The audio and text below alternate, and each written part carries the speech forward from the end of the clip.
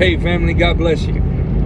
Like always, it is such a pleasure to say hello to you, to greet you, and be able to share my thoughts with you. Today, I'm going to change it up a little bit. Instead of talking so much about eating, I want to talk to you about obligations and responsibilities. What God has told us that we have to do. It's pretty simple, but we make it pretty complicated. Two things. We are to listen and obey.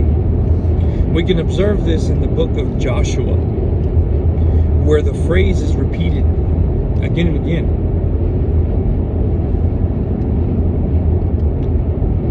That they want to observe the law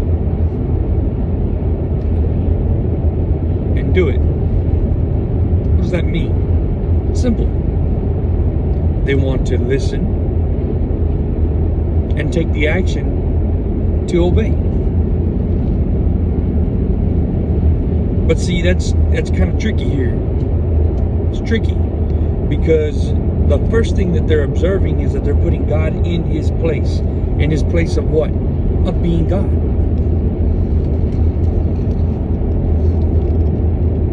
He is the ultimate word.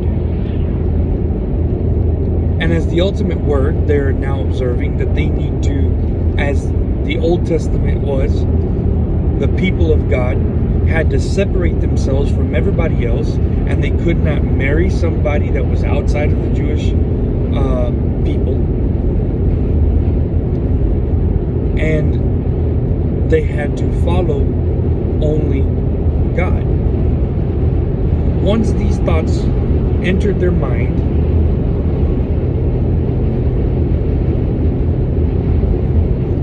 then they were able to take the action that was needed.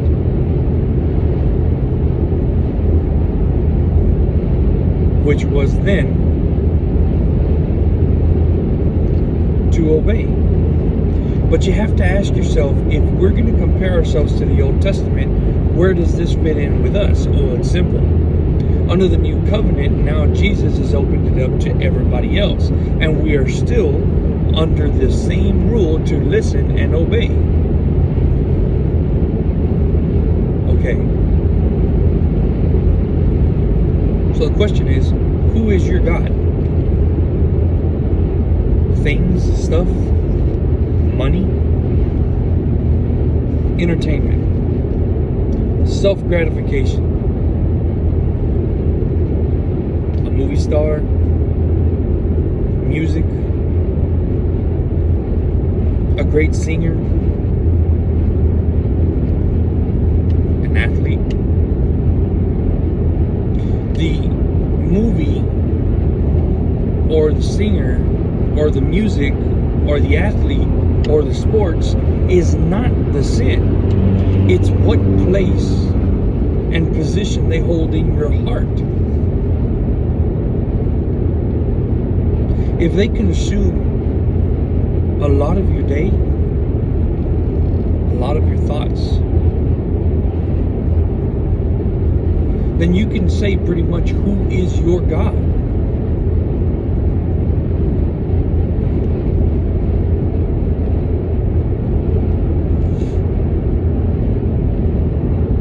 It could be worry,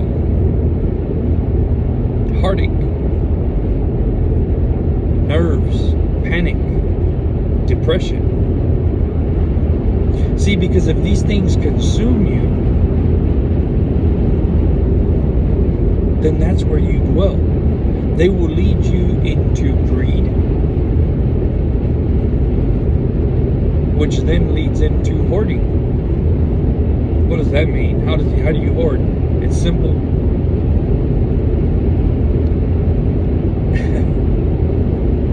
How about downloading music off the internet illegally?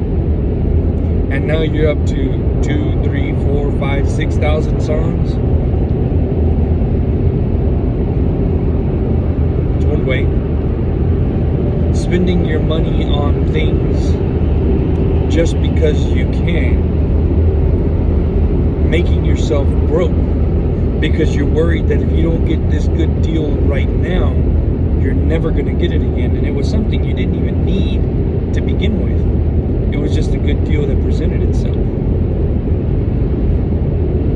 And you accumulate and accumulate and accumulate, and you get more and you get more and you get more, and before you know it, you got more than you need of things you didn't even think you needed at first. You can't share, you can't give, and you consume your life with take.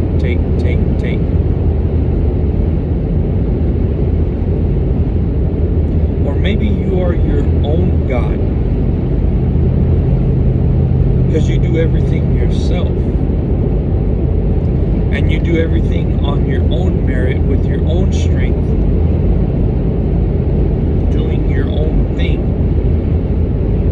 You don't have a law that you followed, a rule that you observe. Nope. You're an adult, and no one can tell you what to do. Maybe your God is a woman. Can God be a woman? Because our society says that it is. We worship a woman now. How so? Valentine's Day, created by a woman, to idolize a woman. Mother's Day was created by the same woman to do the same action. Father's Day, created by the same woman. And if you notice that Father's Day is consumed by shopping, and women the ones going out doing whatever it is that they want to do, if they so choose to do it for the man. And anniversaries, where the woman is the one who is celebrated. So, if these things are what fills you up, then where is your heart? Who does it belong to?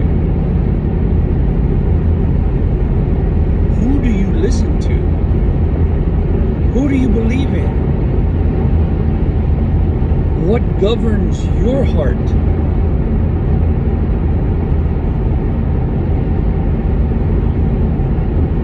Who's the boss of you? Money? Who knows? These are questions that only you can ask and answer yourself. Are you willing to? I don't know.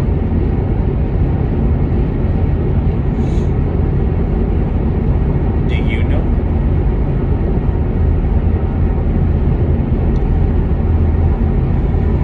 Today's a little bit more direct,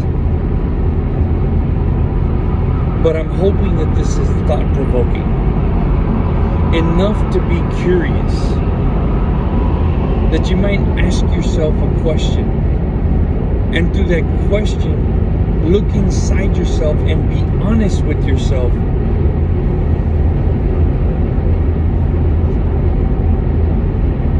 My desire is that God blesses you, that He keeps you, that He guides you, and He reveals Himself to you. And that within His blessings, He gives you many days of happiness and fulfillment.